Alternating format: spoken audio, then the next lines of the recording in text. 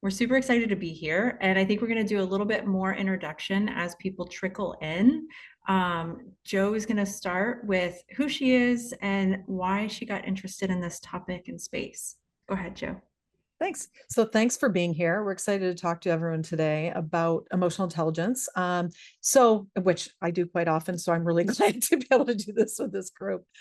My home base is in the College of Medicine at the University of South Florida, where I have been focusing on emotional intelligence leadership for primarily the medical students for the last several years. Let's not say how long, but I also teach in the College of Business. I teach in the doctoral program over there where I teach intro to research methods.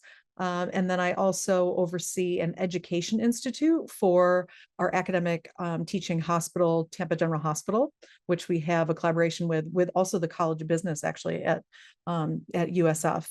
And I came to emotional intelligence really out of a need that I felt I had for myself. So I worked in industry for over 10 years. I was in capital markets and investment management and really focused on trading in particular in that area, and felt like people weren't necessarily doing the things that they were supposed to do. And I was very curious why people behave the way they did. Why do people say and do what they do? And how can we actually positively influence them to be the best they can be, but also to create really effective teams? So that's where I came from, and that's what I'm still looking forward to doing. Thank you so much, Jo. Erin, go ahead. I'm Erin Barry. My home base is at Uniform Services University in Bethesda, Maryland. I teach as well in the medical school, but also a lot with our graduate school of nursing students and graduate students. And then we also work a lot with our faculty and staff on leader development. What got me interested in this is we do a lot with our program. Since we are military, all of our students are expected to be leaders, but we also focus a lot on followership as well, and recognizing who you are and how your awareness of who you are can impact yourself as well as others has become very important, especially as Jo said, with the team building aspect of it. So a lot of my research also looks at teams in those interprofessional spaces and how we can really be more effective. And it really, a lot of things really just come down to emotional intelligence. And once you recognize that, teams can be a whole lot more effective. Thank you so much, Erin. And my name is Bobbie Adair White. I go by BA to make everybody's life easier. My background is organizational psychology and educational leadership. And interestingly, I started studying in the emotional intelligence space when I was doing my dissertation, which was about conflict management as a tool for leadership development in the ICU. Not too long after that, I happened upon Joann Quinn, who was also looking in that space. She actually, so this is a little bit of a story of how we got together, because if you look at where we are, we don't live even close to each other, but yet we collaborate all the time. And Jo had started a leadership special interest group, an international leadership special interest group, specifically in the health profession space. But of course, we don't all necessarily come from that space. And so we bonded very quickly because we liked the way each other presented and wrote. And so we've collaborated on a lot of projects together. So for those who don't think that you can develop the rapport and the relationship across many miles, we're here to say, yes, you can. And so we have happened upon many projects together, but more recently, we've been looking at emotional intelligence and leadership. And what I'm going to do right now is I'm actually going to end the poll about the reason for registering.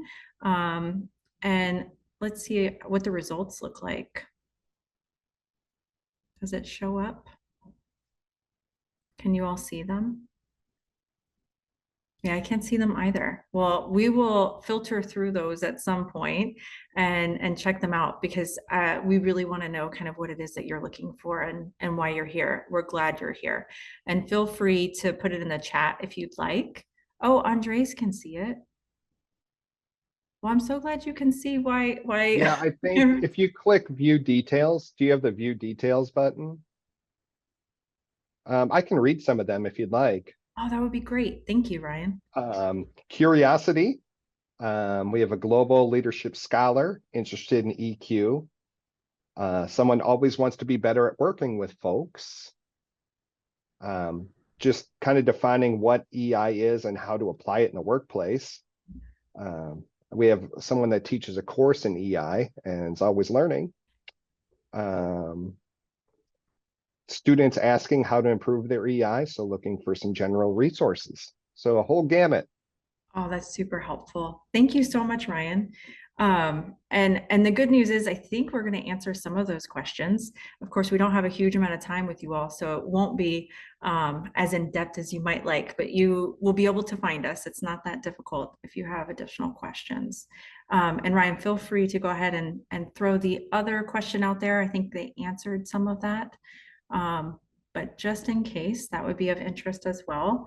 And then Andreas, we see that you were able to see it. We are checking the chat. Feel free to put things out there. We will be looking at it. The primary thing that we were going to do today is we were actually going to pull a case out and dissect it using emotional intelligence. And the idea was that so often things are really labeled as professionalism, like it's a professionalism issue, when in actuality it's kind of hard to then dissect that, diagnose that, and remediate it if you don't know how to move forward. I don't know if Joe or Erin had anything else they wanted to say before we started looking at the case. Okay, so I'll jump in since I get unmuted first. So, yeah, I think that professionalism, I look at it as a good wrapper, actually, right, for a lot of things. And as a matter of fact, my colleagues and I are working on a study right now, specifically on professionalism, breaking down the individual pieces and parts that should be addressed. I mean, specifically for our medical students, but I think this is a broad-based issue that we probably see a little bit more now than we have seen maybe in the past. These issues kind of arising and looking at what, as Bobbie Ann said, like what is it very specifically that it is that we're understanding where the gap is. So is it an awareness gap? Is it that somebody doesn't manage themselves well? Is it that in a lot of cases, people just aren't paying attention to what's going on around them and what the social norms are and what expectations are and appropriateness? Or do they really struggle to actually manage their relationships for one reason or another? So if we can get to that, I mean, Dan Goleman actually likes to say that emotional intelligence is everything outside of cognitive intelligence, which I tend to agree with to a degree. I think that these are the foundational building blocks of how we understand ourselves and others. So it's so important that we really can dig in and figure out maybe what that specific gap is or those gaps. I would agree with all that you said, Joe, and BA, because I think that professionalism gives you that framework to kind of fall back on to figure out what's going on in that space. Because we are seeing a lot more issues with professionalism and how can we work with people, and coming from the coaching space as well, really trying to focus on, do you even know that this is an issue?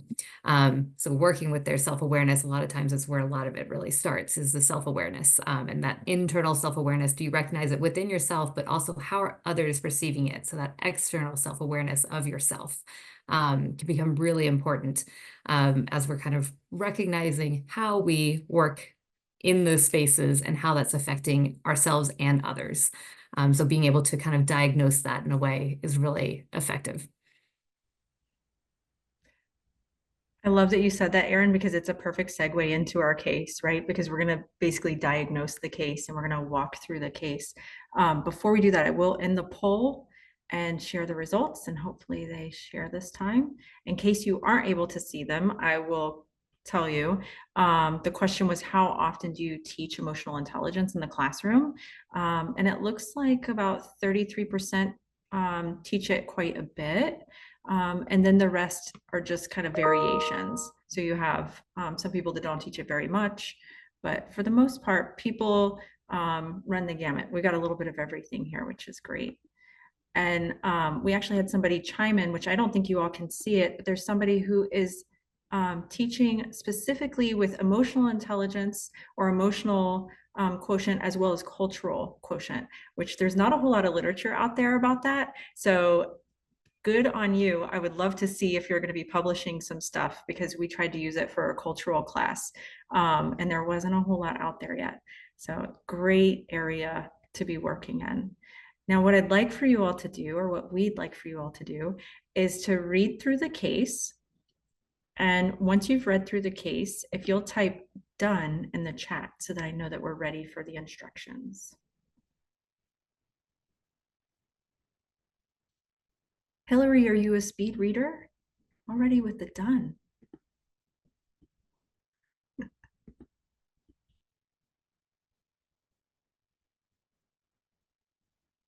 We'll wait for everybody else to catch up.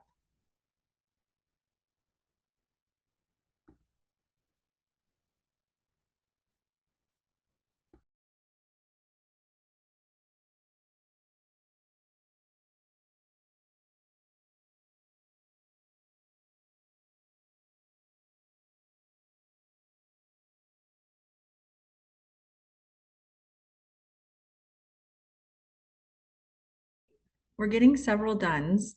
I'm a little bit sad that not everybody can see. So as you go to chat, if you're able, switch it to everyone on the to component.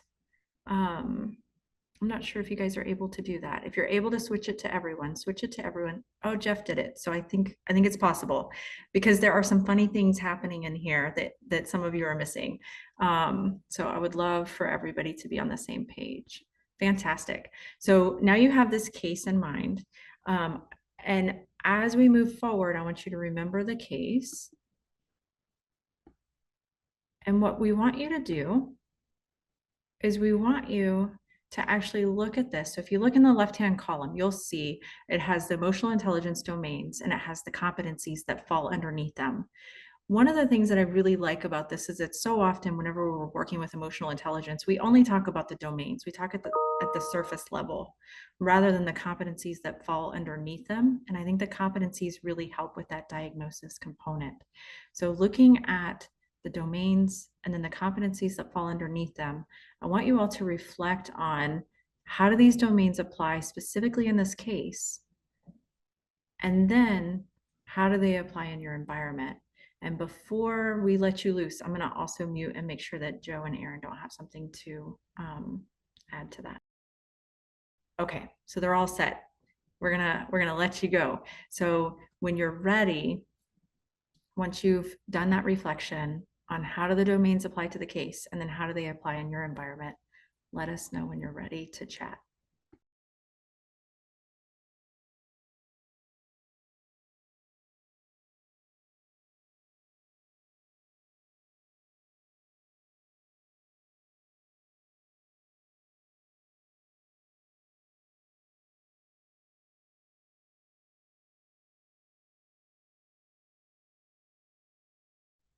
So we've got a question in the chat that asks, what is a domain? Oops, I did not mean to. There it is. Okay.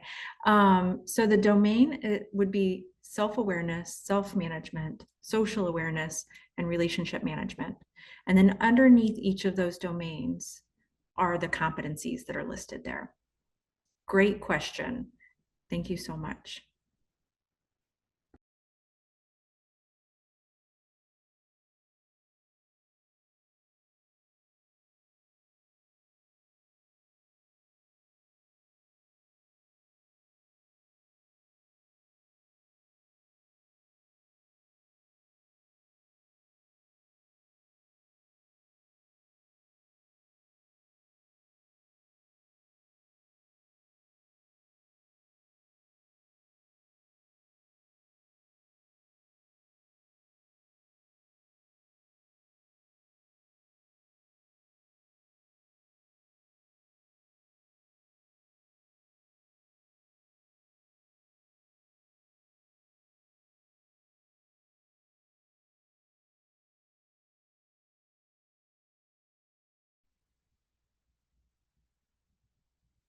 Thank you so much, Jay. And for the rest of you, when you're ready to move forward, please put a done in the chat.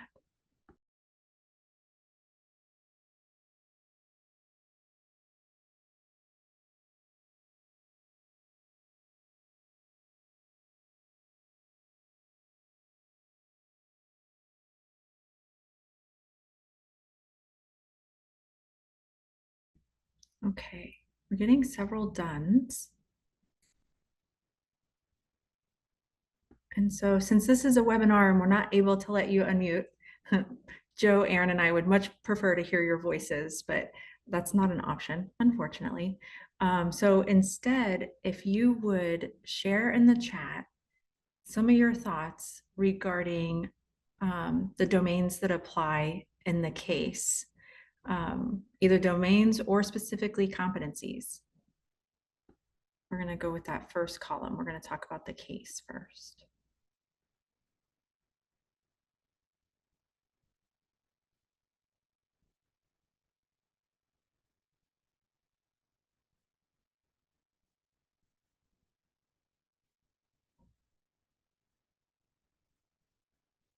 We have speed readers and speed typers. So impressed.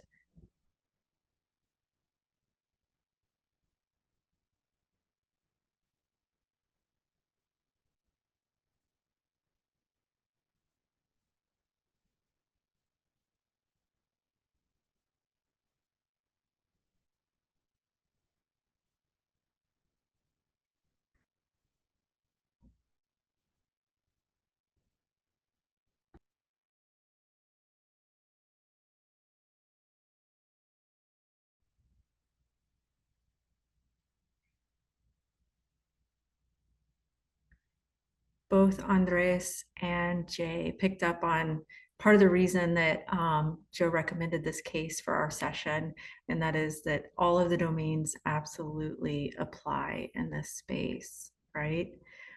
So thank you so much for picking up on that. Let's go ahead and move to the next. Oh, we've still got more. Okay, I think my computer was having a plumbing issue. Now everything's coming through. We were stopped up for a minute. Oh, thank you, Lynn, for bringing up something that Erin mentioned in her introduction, right? The importance of knowing not only your own self-awareness, but how others are perceiving and others' abilities, what's happening. Self-management, yes. And Hannah, yeah, you picked up on that as well. All the domains apply. Joe and Erin, did you have anything before we move on to the next column? Yeah, I can't stand to not speak. So I've been sitting here quietly. So I think it's super interesting, and I love the comments, and I love the thought that we're not only honing in on the fact that it has to be one of the domains and one of the competencies, but there are other things at play too, right? And I like Hillary mentioned the fact about being treated unfairly, right? So how does that change the situation? And quite often, I mean, that comes back to, you know, what we value. Obviously, we don't want to be taken advantage of, right? So there's emotions attached to that. Of course, I mean, that's the emotional self-awareness is obviously the awareness of what's happening, but being able to label that and actually figure out what's going on is so important to understanding how you're hopefully responding right in that situation. So in a thoughtful way and not reacting, because you could see this would be one of those instances where if you're passing by somebody in a hallway and something like this transpired, you might be inclined to react, right? Without going back and thinking, what's the best way for me to respond? And so then taking it back and thinking, how then can I make a decision on how to handle the situation that's going to work out best for the student, of course, but also for yourself. And maybe you can educate your colleagues a little bit in the process too, right? Well, I also love this case too, that it's coming from like multiple different perspectives. And there's so many assumptions being made on everyone's part that is probably causing a lot of the conflict. And so being able to recognize in yourself, you know, hey, I might be putting some assumptions on this. And instead of putting those assumptions out there, maybe asking those questions, you know, how are you feeling? What's going on with you? Especially when you're talking with the student, you know, trying to get them to recognize, you know, what's going on in their world and why maybe they're reacting the way they do in certain meetings. There might be a valid reason. And that may be something you as a faculty member can help with that, to have them help work through that. And so really having those conversations and removing our assumptions to really have that awareness of ourselves and of others for each person in that team can really help grow everyone's emotional intelligence abilities.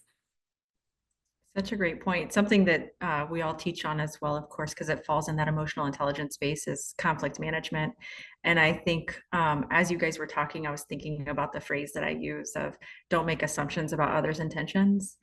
And there's a lot of, as Erin mentioned, a lot of assumptions that are happening there. And then also a lot of external context, right? Hence why I love that Andreas is looking specifically at the cultural components, right? Because there are cultural components that are involved too. It looks like somebody's raised their hand. Are we able to let them speak, Ryan? Let me check. Oh, it might have been an accident because it's gone away.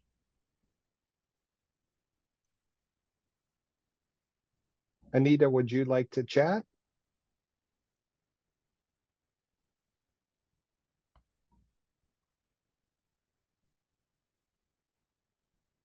Maybe it was an accident. Okay. Okay. So that's okay. There's opportunity for maybe questions here in a minute. Oh, it was an accident. Womp womp. Well, we wanted to hear from you. So feel free to chime in a minute. So I think in the interest of time, we will move forward to the second column. So tell me and Erin and Joe about how these domains play into your own environment. How do you apply them in your own environment?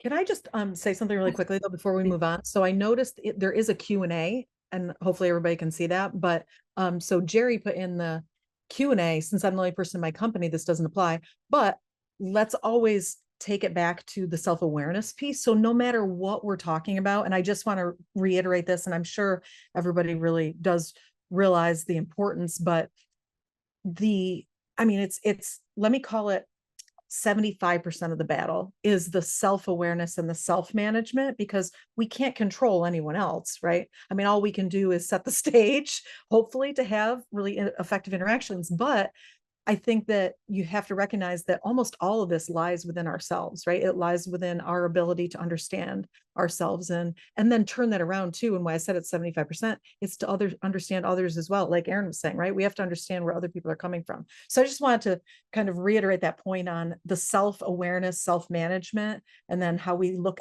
externally with that and deal with things is the majority of the battle. So no matter if you are sitting in a room alone all day, every day, which usually doesn't actually happen, right? We're interacting with people, at least on screen. It's all about how you understand yourself and what you're doing with yourself. And you can take even a relationship management case and apply it back to what are my expectations? What are my perceptions? How am I understanding a situation? You know, et cetera, so on. So sorry.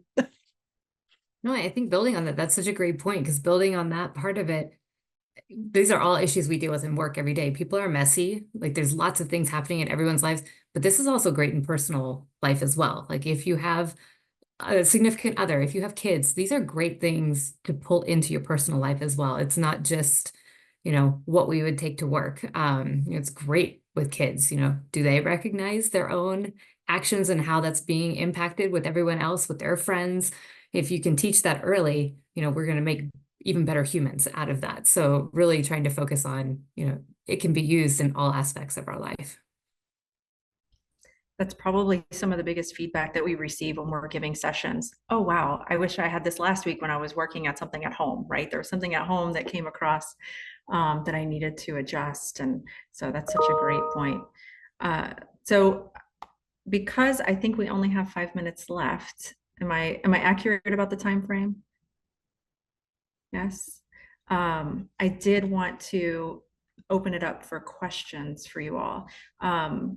As far as the reason that we did this, I will go back to this for a second. The reason that we did this was we really wanted to give you a framework to address different things that happen. So the case that we gave you was very specific, but think about any case that you run into, any issue that you run into.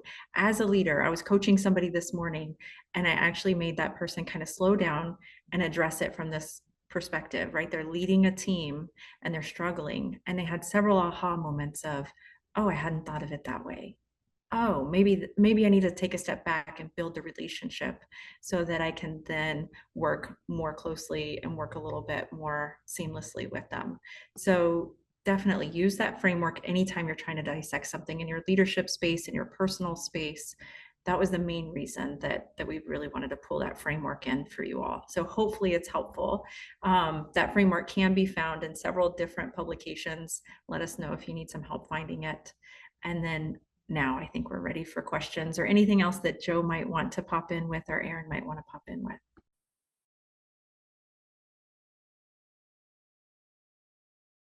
I don't want to monopolize, so I would love to answer questions. Oh, wait, do we have stuff in the Q&A again? No. Yes. It looks like Joseph has something.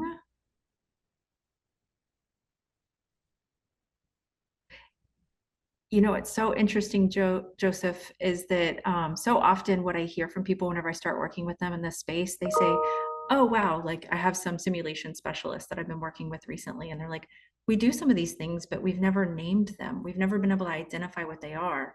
And so I can absolutely see that you're probably already using some of these things and didn't even realize you were using them. And it looks like Erin answered you in the chat. Look at you, Erin. So, I mean, let's talk for 1 second since we're not losing people yet. Let's talk about that idea too of the environment or the context, right? And so there might be, when you're looking at any kind of situation, we have kind of our innate understanding, perspective, maybe how we apply, what our background experience brings us to that. But it's so important too to think about, and I like the idea of we are holistic. We are not personal and professional selves, right? We are holistic. So everything applies in every case. And so that's why I love emotional and social competencies, because it doesn't make any difference what the environment is, they apply all the time. And it's just a matter of figuring out exactly how you want to address things in that specific scenario, in that environment that's going to be most appropriate. And it might be different, right? Depending on what the situation is and what the background is, which there's no background here, right? So we don't know why this is happening, but there are a lot of questions that should stem from that. And as Erin brought up initially, we should be asking questions, right? We should be asking questions of people to try to understand as much as we possibly can. So if we approach things with genuine curiosity, it's only going to bring more awareness and understanding to the situation and allow us to hopefully respond, more appropriately. And we also had a question from Gerald of how does this application work with clients? And I think that it's it's for everyone. And the best thing about EQ is that unlike our intelligence and our personality, those are pretty fixed things, but emotional intelligence can continue to be grown. And so if you're working with clients, for you yourself, you can work on the different domains of emotional intelligence. Are you aware of how you're coming across to the clients? Are you aware of how your reactions are when certain things don't go a certain way? Under stress, how does that impact you? And then working with those people, are you aware of the other people involved in those situations? Asking those questions. And then with the clients, are they aware, hey, I understand you're frustrated right now. Let me explain to you what's going on behind the scenes. And so being able to have those more open conversations with others to really build those relationships with people, because it's really what it's about, is building relationships. So Hannah had a question, and what's so funny is I think, Joe, you were inadvertently answering it. She was specifically talking about how to help someone with their emotional intelligence in the moment, like the case. And so my first thought was humble inquiry, right?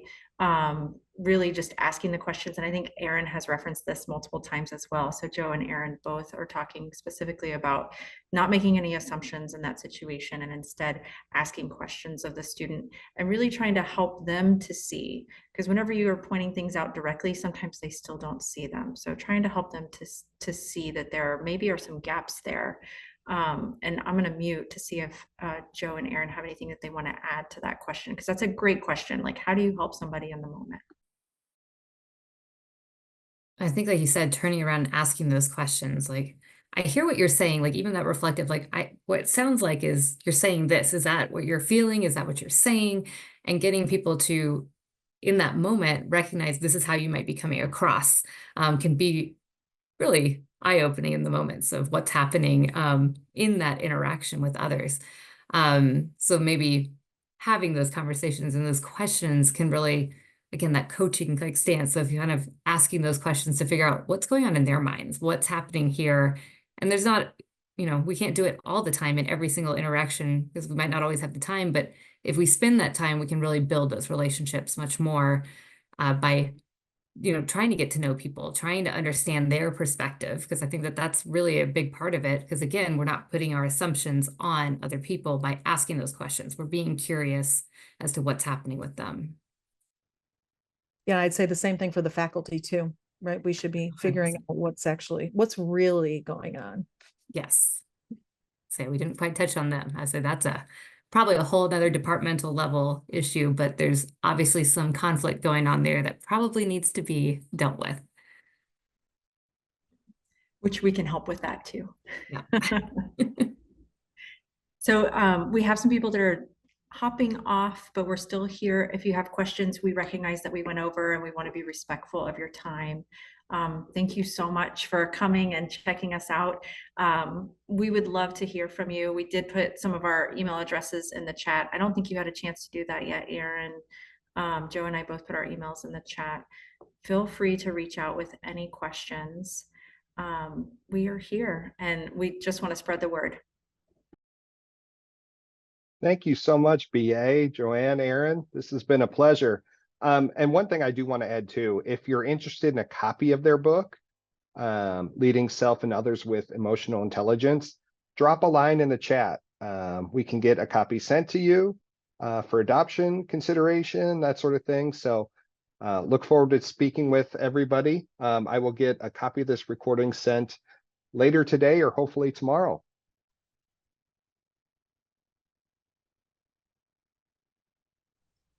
Thanks so much. Thank you. BA, anything else to say? I don't have anything else. I'm just sad that it's over. So thank you all so much for your engagement and for being here with us. I'm with two of my favorite people, Joe and Erin. So this was absolutely a joy hanging out with you all. Thank you. Have a great day. Thanks.